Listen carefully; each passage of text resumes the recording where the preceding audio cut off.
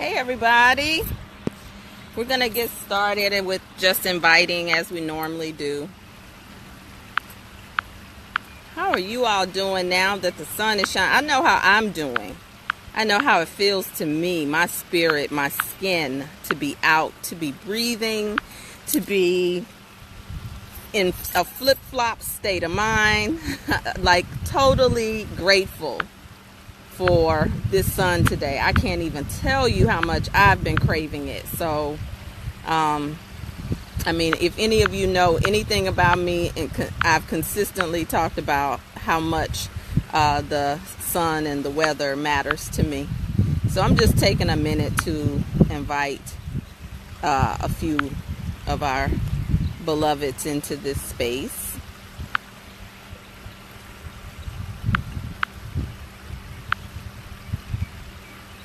And forgive me if I'm frowning.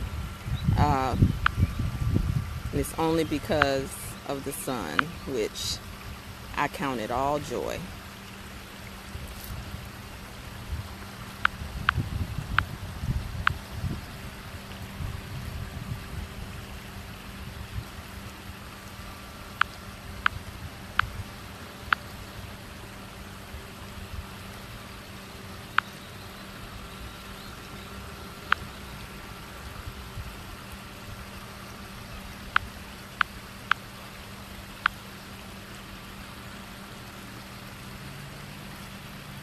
You know, there are some powerhouses in this group, and I will be creating a space for your voices, your projects to be heard.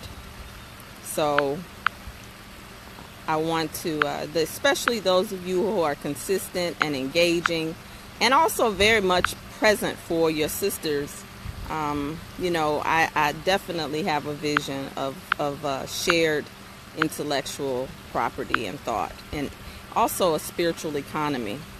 So I can't see who's in the room, but hello if you're saying hello and I haven't said it back to you yet. Okay. There are so many people in the group that sometimes I don't even invite everybody. I'll be honest. So I'm going to try to get that in, as many as I can. Okay, that's enough for now. Hi everybody, how y'all doing? I don't know if you can hear the water. It's really, it sounds good, feels good to my spirit. Yes, I know, I'm returning those good vibrations to you as well. So y'all, listen. The few of you that are here today, which I understand people are going to be outside more and more, and who knows, maybe we'll adjust and do a summer schedule, but we were good last year in terms of getting in here at 1 o'clock on Wednesdays together and spending this time together. So but just let me know today, tell me if you want to talk about some of these hot topics, because there definitely is a lot of hot topics happening right now. I had planned to talk to you all about sexual taboos, because this is our introduction in our month of switching from the she magic focus on money into the she magic focus on sex and sexuality and all that means for us as women, and on our journey and communicating with our mates, our loved ones, you know, where we are on that phase of the journey. But you know, everybody is so focused right now on this whole thing with Kanye West's comments, and just one thing after another that continues to have my attention. I mean, our attention. And what's so interesting to me, I don't know, is it just me? I'm going to say this, and then how about I just get right into some of the sexual taboos as as more of you join, because that's definitely a conversation that I just cannot have alone. It does require, you know, some of your input about some of the sexual taboos that we have, you know. And the two topics definitely don't necessarily go together, but you know, I do care about the mental health of my tribe and my community. And I see sometimes we get such in an uproar because everybody else is. And just because the group gets offended, you don't have to get offended by everything that's out there. You all are special in a unique way because you've been looking at your whole life and your womanhood from a different perspective. So you don't have to be the ones who are swept away by jesters. When you start to understand the game, you got to understand that the court jesters have a role. They have a role in the king's court, and jesters are for entertainment. And so when we let jesters now determine our politics, but one thing beyond jesters, he's an artist. So, you know, artists have a way of breaking into conversations that are difficult. So anyway, here's what I found ironic. We're going to move into sexual taboos. Let's just do an icebreaker. Let's let our hot topics be an icebreaker, because I think it's very ironic, y'all, that we get upset about Harvey Weinstein and Me Too movement, and even uniting Cliff Huxtable with who Bill Cosby was as an entertainer, court gesture, I'm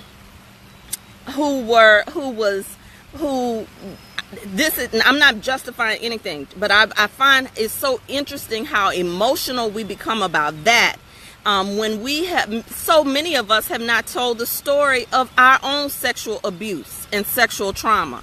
I find it ironic that when it comes to our politics, and I remember when your politics used to be something that was private.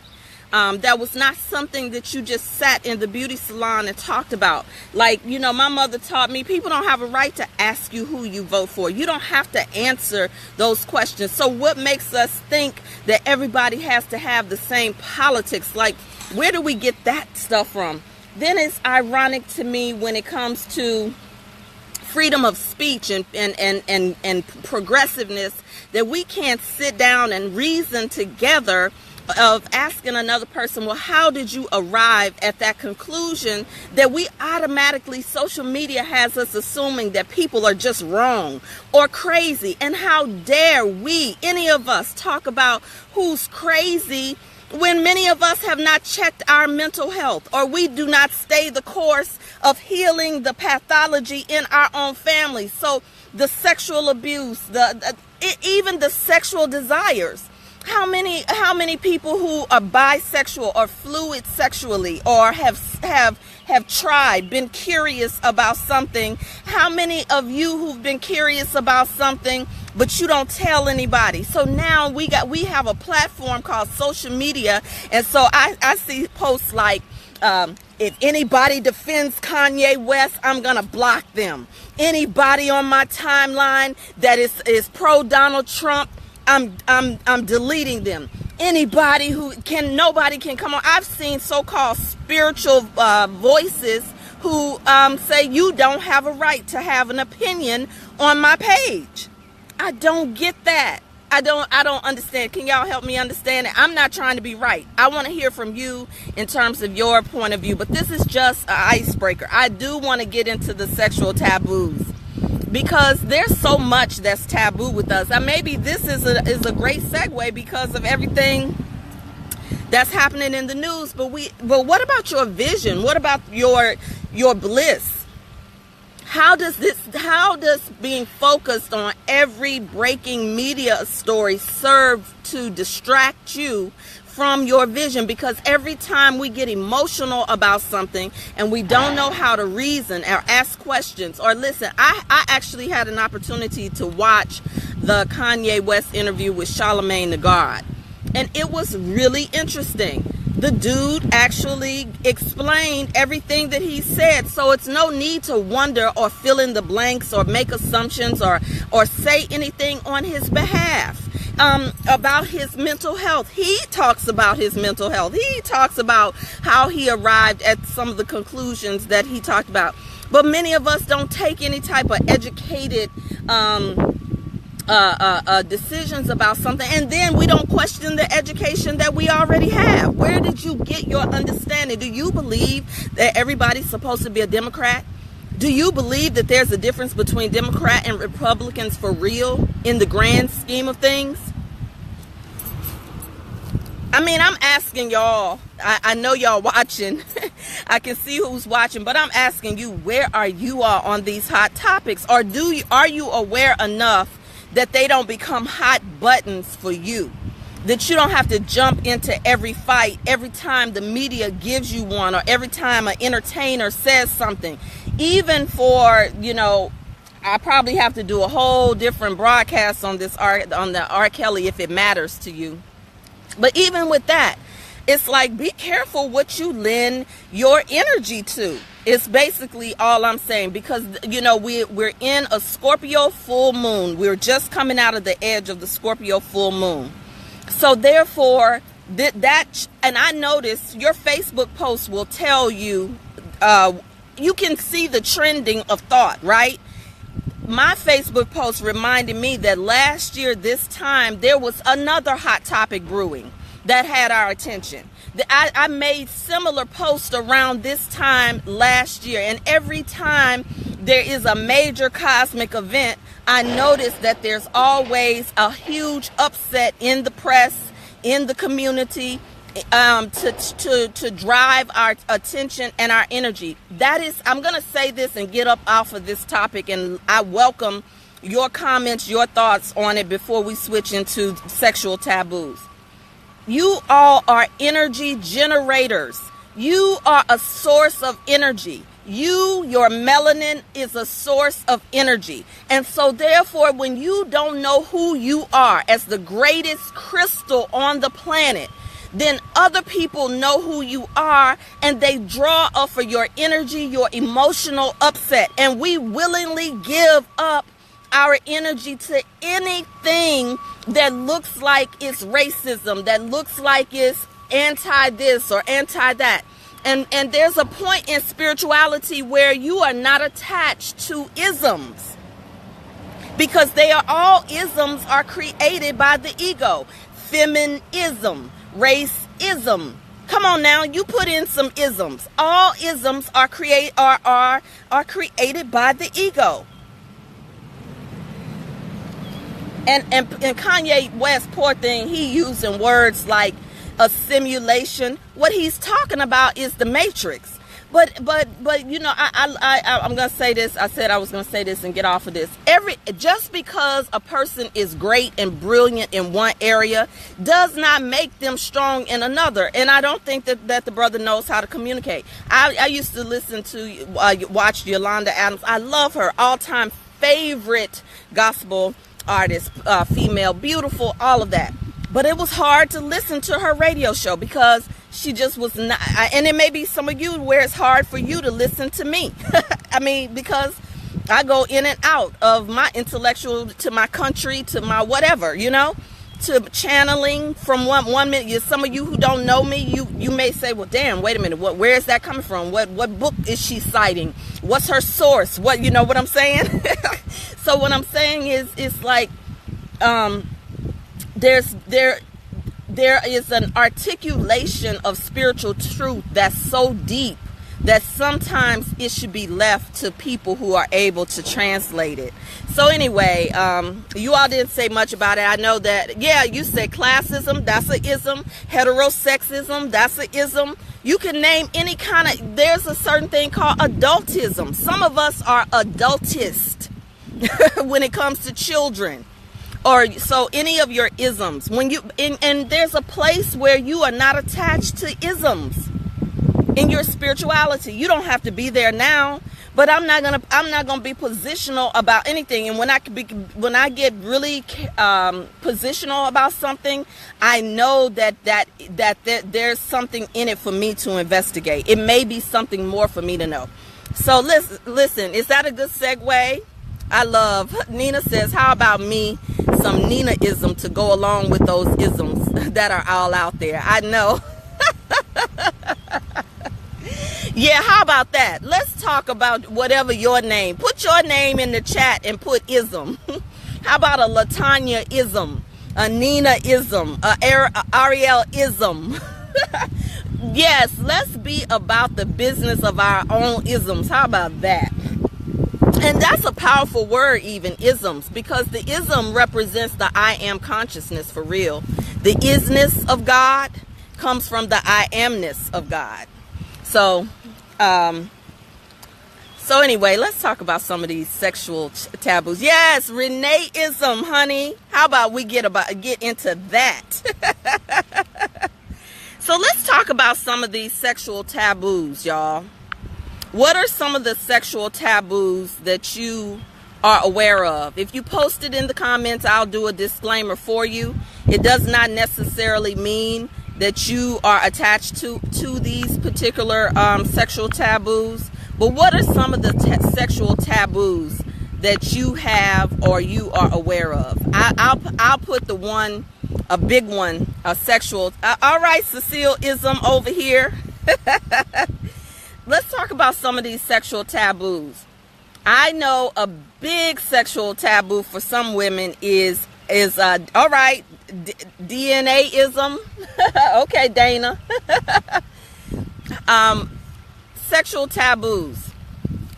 Sexual taboos. What's taboo? Oh, well, that's a good one. Touching the self.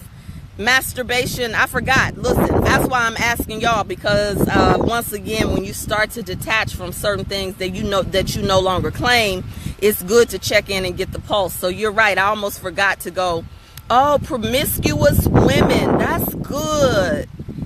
So masturbation, BDSM. How about anal sex? Nobody said it. How about anal sex?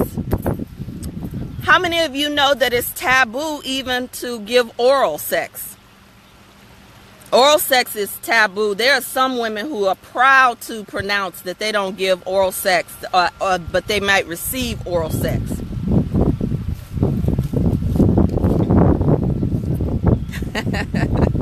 I'm waiting on some of you to respond. I'm waiting on some of you. What are some of those? Flirting is a sexual taboo. All right. What else is a sexual taboo? How about threesomes? Is that a sexual taboo? Threesomes? Yes, oral taboo is generational, Ariel says. Oral, yep, you're getting, okay, oral, those are taboos. Hey, Katrina, hey, sisters, as y'all are coming in. What are some other taboos? I'm loving them coming in from you all. You know, the kids actually, the millennials started this, but you know that we're out of millennials are influencing our culture in tremendous ways, but now we are getting prepared to receive the Generation Z culture. But the millennials are the ones who wanted to keep their virginity, so if they were Christian, a lot of times they engaged in anal and oral sex, but they did not engage in vaginal penetration. So therefore, it was kind of taboo. It's important for us to know some of these things. Okay, so voyeurism, that's a taboo. I said threesomes, right? What else is a sexual taboo that you know of, that we consider is dirty, nasty, or not us, but people consider that's dirty or nasty?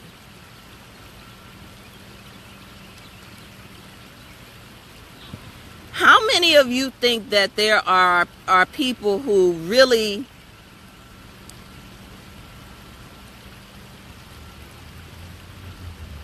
just say that they're taboo, these sexual taboos, or they just don't have the skill? So like with oral sex, I know that with oral sex, sometimes it can be a matter of abuse.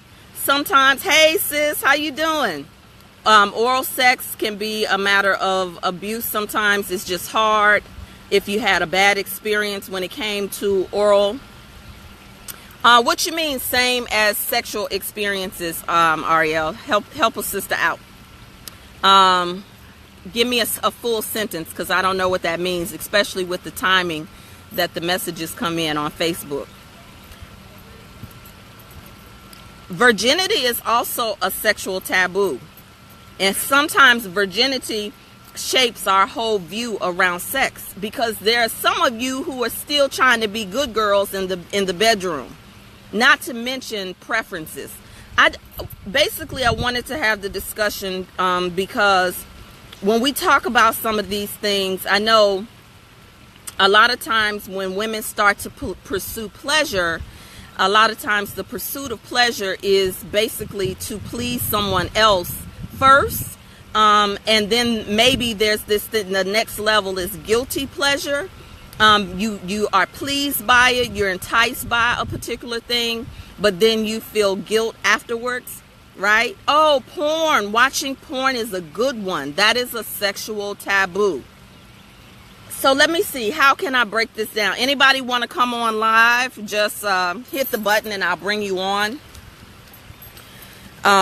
Yes, sex before marriage. I said virginity, but sex before marriage is to me in that category.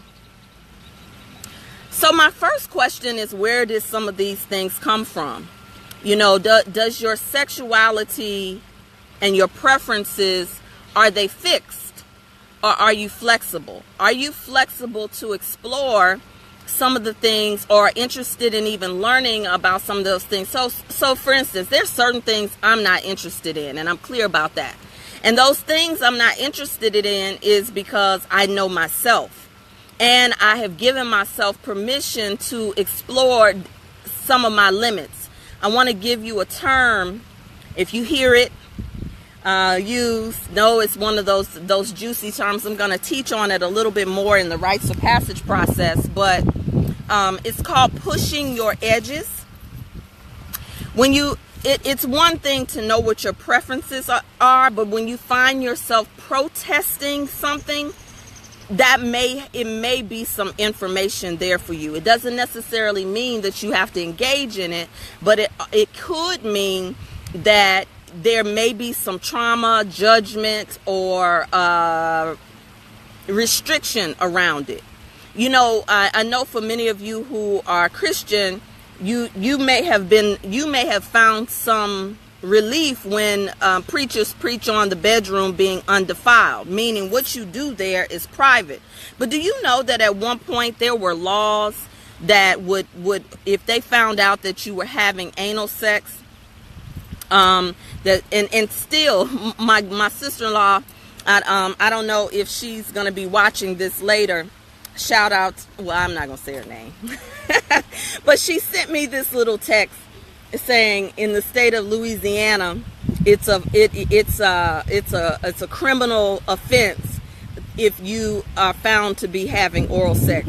Child, you know how many people would be in jail? But what I wanted to, this is a great segue to talk about how things come into consciousness as being wrong. How things at one point did serve a sacred purpose. So I'll give an example, and then anybody that wants to add or chime in, feel free to add or chime in the comments, or press to join and I'll bring you on live. If you study the history of sexuality in the church, for instance, you will know that when Constantine, you know, a lot of people you hear these terms, but then do you go and study them? Constantine's only mission was to dominate.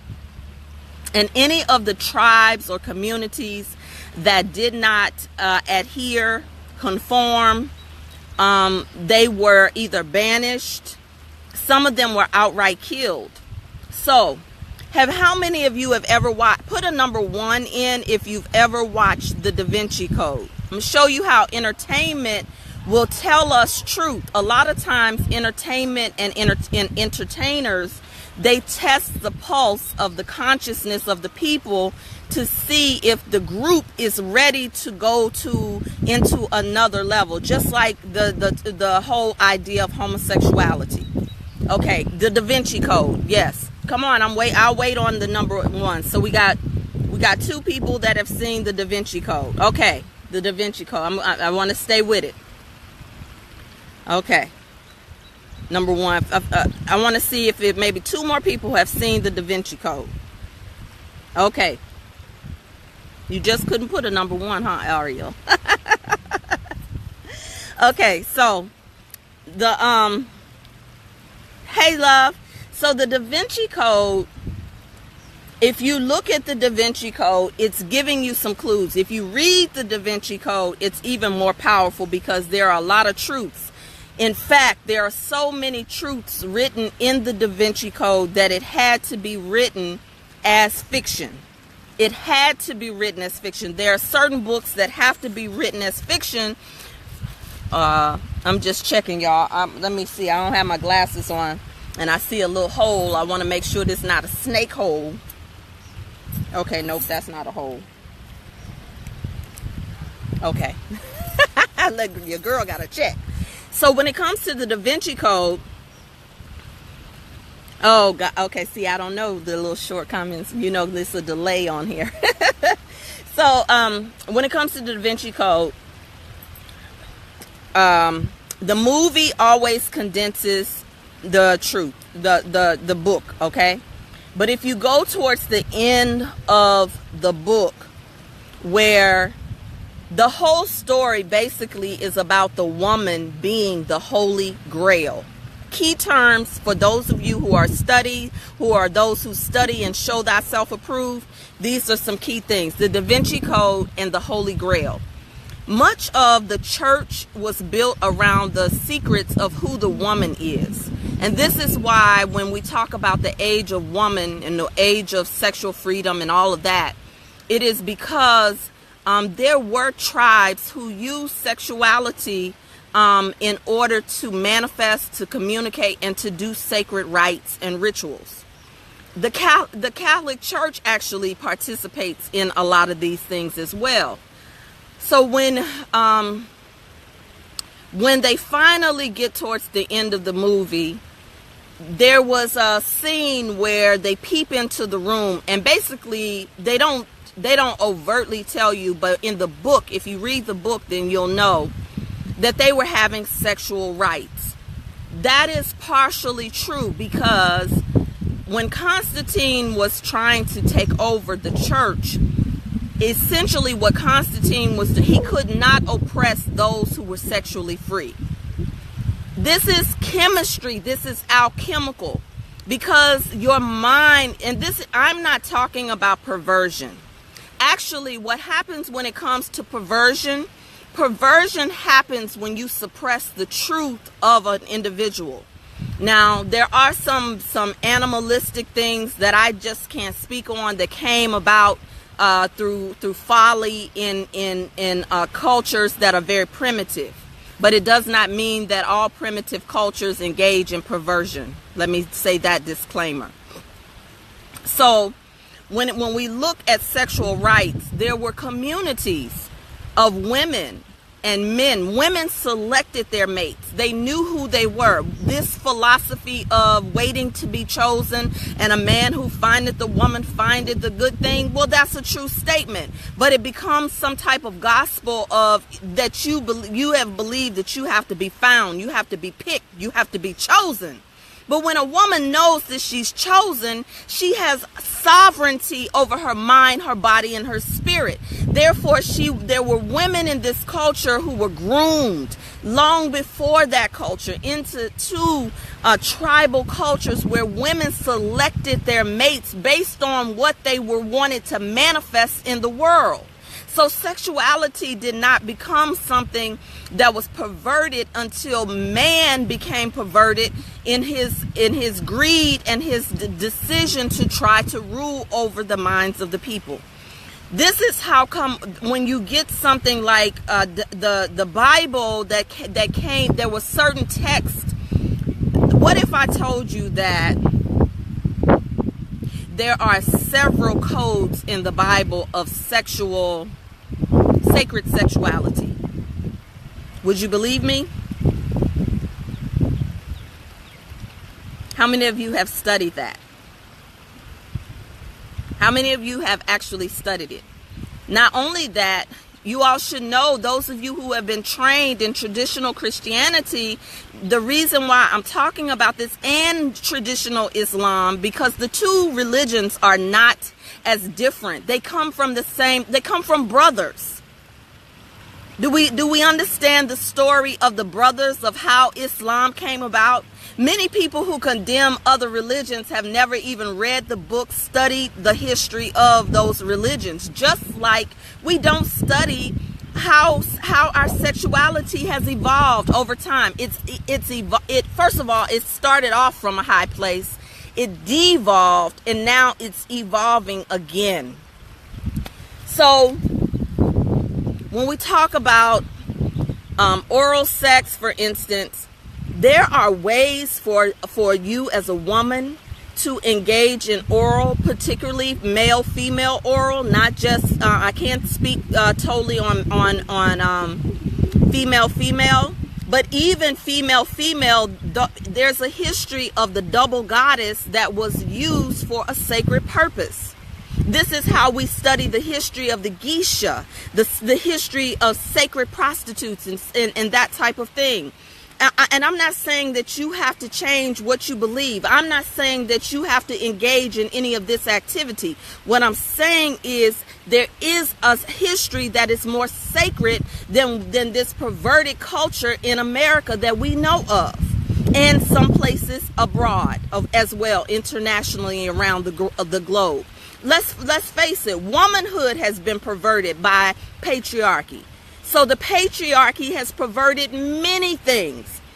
Okay? So this is not new. And I'm not saying this to blame men. We're going to talk about how we can heal our sacred relationships through sacred sexuality with our men. You can program the penis in a way that it can heal you. And how many of us are using those arts to program the penis with oral sex? Okay? Now, anal sex. Let me talk a little bit about anal sex. In Tantra, anal sex is not something that's taken lightly. Because when it comes to anal sex, first of all, the yoni is a portal, but so is the anus. And so when you enter into the anus, you can trigger certain dark shadows and dark energies that you have not met yet. And this is how come sometimes when it has been done in a traumatic way, or it has been done in some other low vibrational ways, a lot of times it shows up as something very dark.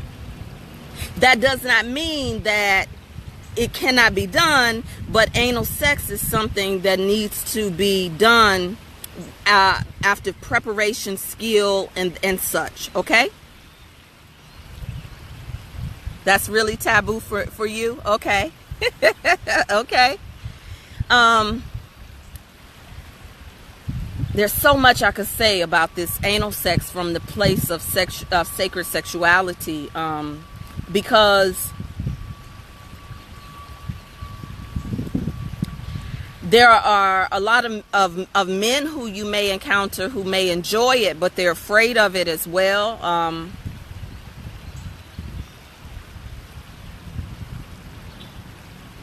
And then when there's a level of pleasure that's available by in that zone once you do access that place. Post any questions that you have. I do better sometimes when I'm trying to deliver a lot of content in conversational style, when there are questions or, your perspective. Again, if you're just coming in, you're welcome to join me. Just press the join button to come into the chat. What was the other one? Okay, virginity. Let's talk about virginity. Virginity in its original meaning never meant a woman who did not have sex. Did you know that? How many of you knew that? Put a 1 in the comments if you knew the original meaning of virginity. Juicy butterflies, I'm not saying you don't count, but many of you have already had the education around this. But let's just put a 1 in there, even if you're a juicy butterfly, if you like me thought that virginity was something that was since the beginning of time, biblical. I'm waiting on your responses. Forgive me if I'm faster than Facebook. Okay, good. Good, good. Imagine if you had just known that truth of what that really meant, how you would have handled your womanhood differently. Imagine if you knew that you had influence to program the penis or the lingam that you chose. Imagine if you knew that early on when you first started. Oh, good. All right. There's some sisters in here who knew that, or who learned that at some point about virginity. All right. So keeping it moving, let me go back to some of the things that you placed in here. The taboos. Okay, so I didn't get a whole lot of amens on the threesomes, or that type of thing, or voyeurism, going to watch. Well, the history of that is that there were many sacred festivals that included an expression of sexuality. That's where a lot of the pagan origins of Easter came from. Easter was a festival where there was a lot of lovemaking. When women made those choices of their mates, this was the time that they would do certain rituals regarding the flowers, the eggs, and certain things to have a baby by a certain time. So I guess you could consider that a form of voyeurism, because it was no shame. You cannot control a people that you can't shame. Imagine that. Imagine those of you who have gotten free. Those of you who no longer feel shame around your sexual choices or your sexual expression or your sensuality. Imagine like no one can shame you. You know the difference between being shamed and guilted around something. Okay. All right, let me go back. Nina says something. I can imagine that my experience would have been different if I had known more around what virginity really meant to me as a woman. All right, yes. You're so right. I know it would have been different for me. I mean, I'll be honest, when I got married the first time, I was so young, and I'll be honest, I would have to say that there was a taboo around teenage pregnancy in my family and in my culture. So much so, I think that the generation prior to me, because so many of them were teenage moms, that they drilled this thing: you better not bring a baby in my house. You better not bring no baby in my house. If you bring a baby in my house, you on your own. So there was a fear-based programming around getting pregnant. And so even as a young wife, there was a part of me that had to be okay, like to tell myself, it's okay if you get pregnant, right? I mean, because if you are an empath and you grow up in a household with a lot of rules and regulations, you internalize it different than the child that is the rebel. Keep that in mind. Remember, in every family, there is an archetype, there's a prototype. And if you were the one who conformed and went along with the rules and the regulation the easiest, a lot of times you internalize those messages that carry over into relationships for years until you challenge them, until you challenge those things or you press those edges. We're going to talk a little bit about pressing the edges in the rites of passage process again. Okay, so, oh yes, I'm so glad that you said so. I thought I read something else in your comment, Nina, but it made me remember something. This is not just women who have sexual taboos. The man's taboo is just as present, except that he has it more of a contradiction. A lot of times he will explore those sexual taboos outside of the woman that he may choose to be with. And so, or be in conflict with himself and his ability to trust if he chooses the woman who is the stripper or who is the whatever she is out in the streets. Now, a certain kind of man, that I should say. So don't think that men, because men are out here doing more, that they are so much more sexually free. And only a sexually free woman will know how much men are not sexually free. Okay? So there are some women who specialize in helping men to reconcile those parts of themselves.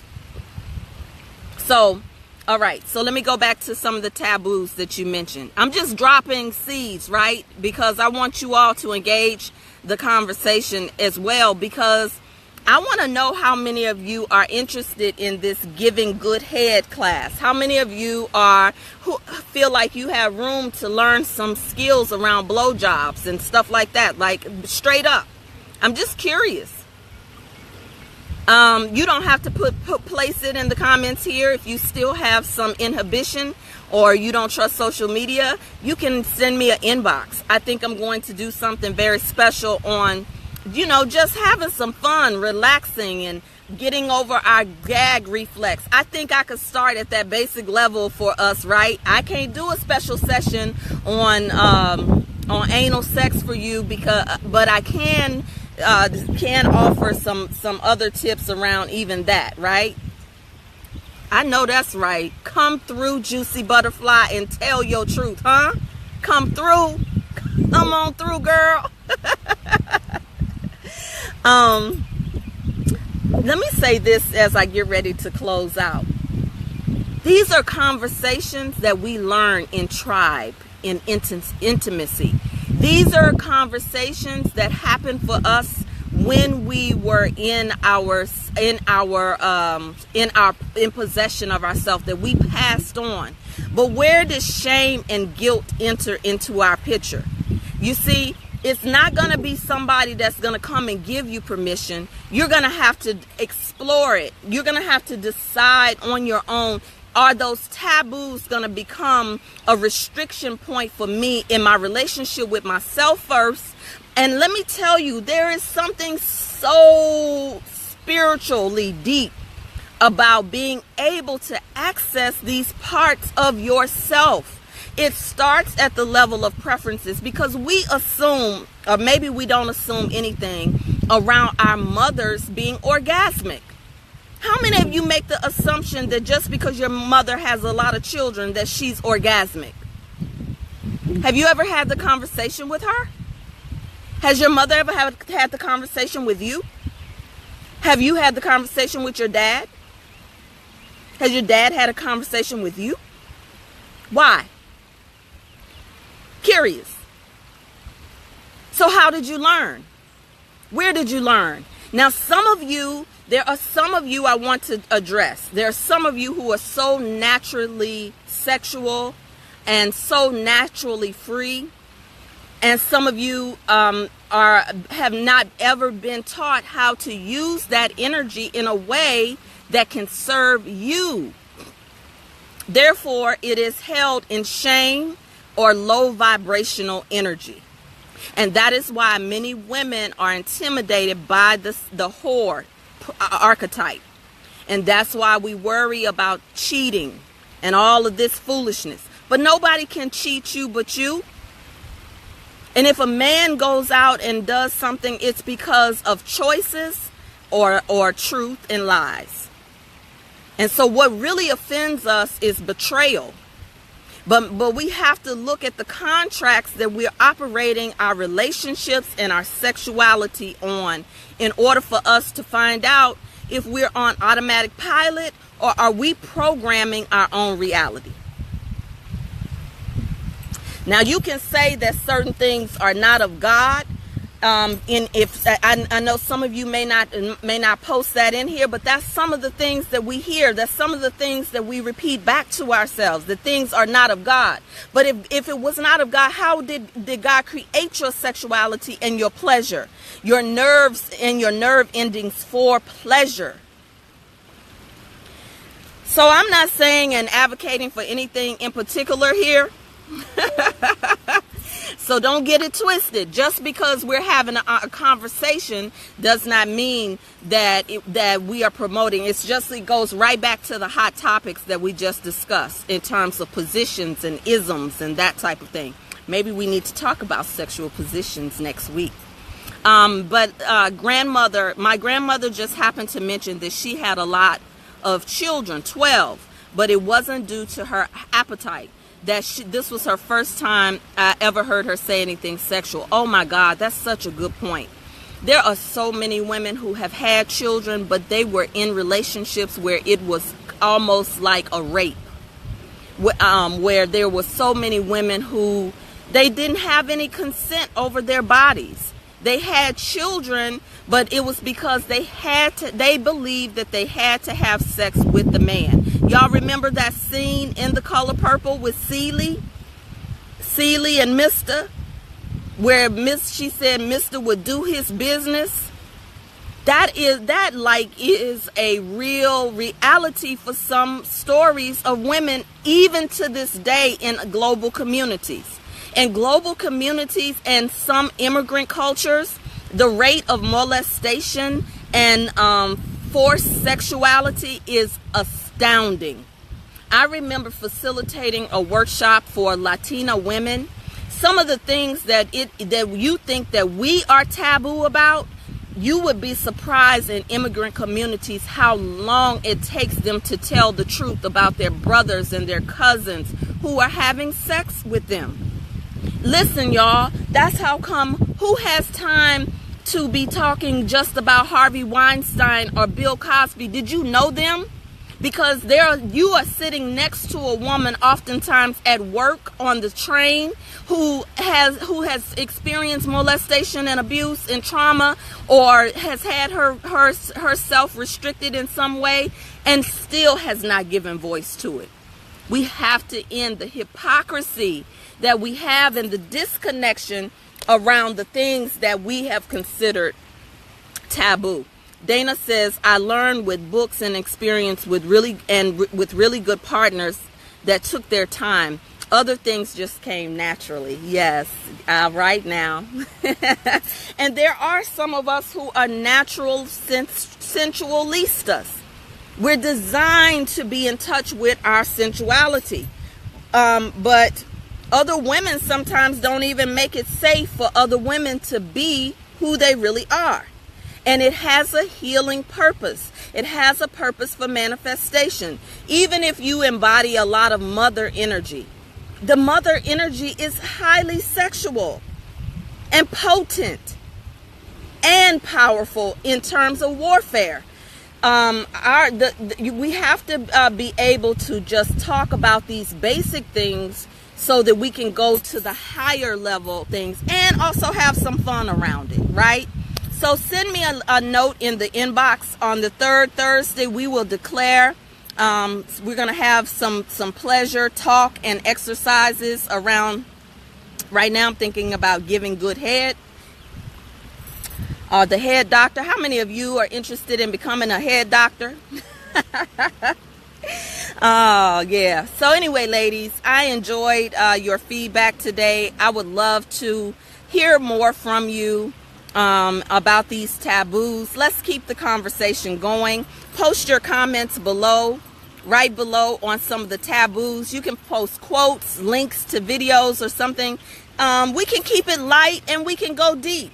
Both can exist in the same space. I love you and there's nothing you can do about it. Hey, I'm so excited about a new cohort of the Juicy Spirit Womanhood Rites of Passage. Tonight is our night. We go live. I'm so excited. It's so much. Every rites of passage is different. It's based on the group that Spirit brings together, where we go, how high we go, how much we stretch. I'm bringing in special guests this month. This particular cohort.